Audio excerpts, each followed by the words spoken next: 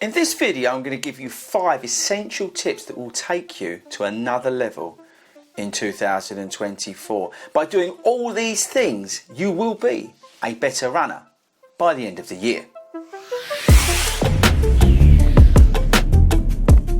What is up, everybody, and welcome to 40 Runs. My name is Chris Ford, and I'm a running coach and athletics coach based here in the UK, and I work with clients on a one-to-one basis on a group level. Now, so today we're going to be talking about some things that are going to help you become a better runner in 2024. Now, some of these may seem obvious, but actually, are you really doing them? Now, before we get started, have you subscribed to this YouTube channel? No? Well, come on, guys. Get with the program. Okay, so let me know in the comments, what are you aiming for in 2024? What's your goals? What's your aspirations? What are you heading towards? What is your big aim in 2024? Let me know in the comments and I'll dive in there once this video drops. Okay, so the first thing, and this is my favourite subject, footwear. Now, investing in a really good, decent pair of running shoes, running footwear, will help your running. It'll provide the right amount of support, reduce the risk of injury if you go and get your gait analysed and get the right shoe to fit you as a runner. The other way to look at this is not having the right shoe could be really detrimental to you. You could be getting niggles, you could be getting injuries, it could be causing you havoc and you don't even realise it. So look, people, at the top end of this video, because it's my favourite subject, I want you to get your gait analysed and go and get a new pair of running shoes if you can afford it, or maybe get a pair of used ones on eBay. Okay, so the warm-up. How many of you are actually warming up before you go and do your run? Now, I'm not talking static stretches, people. I'm talking dynamic stretches. Now, we've done a YouTube video on dynamic stretches. Go on our YouTube channel. It's free. They're on there. Have a look at those dynamic stretches. But I want you to start implementing some of that in your sessions, in your runs this year. Just to give you an example, if I'm looking to push on a little bit, I will go and do a reasonable warm-up. And it can be as simple as maybe park run. I'll do a 10-minute, let's say it's a mile. I'll go out and I'll come back and I'll pick the pace up as I come back.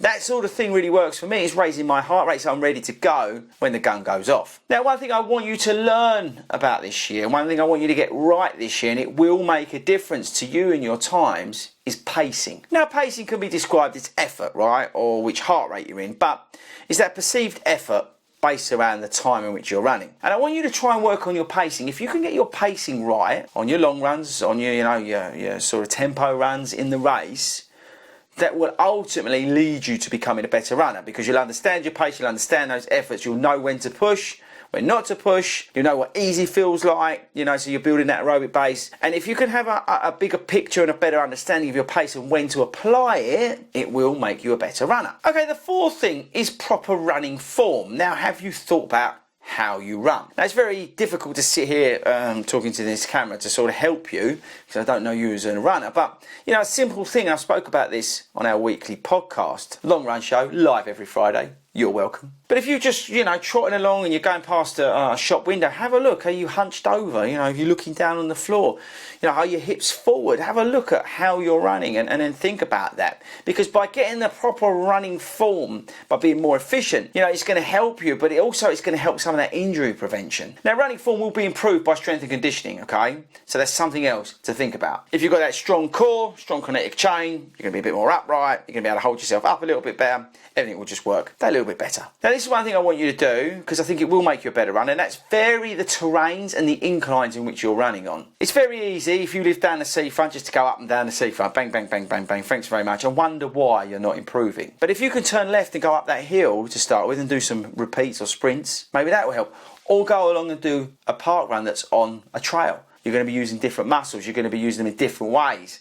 So look at what you're running on and how you're running on it, and if you can get some inclines into it. Now, if you don't have any access to that, then maybe get along to the gym, get on the treadmill and start putting the incline up on there as well. If you can do some of this, it will help you this year. Now, my sixth sort of tip hack is what you do after your run. Now, are you actually doing some static stretches to get rid of some of that soreness out of those muscles? You want to stretch your calves, your hamstrings, your glutes, everything, right? Upper body as well. If you can get into a good stretching routine after you run later on as well, it will massively help you this year. And the last thing I want you to work on this year, and if you do all these things, like I said, it will change you, but is your hydration and your nutrition. Now, nutrition's obvious, right? We'll speak about, clean living and clean, eating and all that sort of stuff. But hydration as well. How much electrolytes are you having?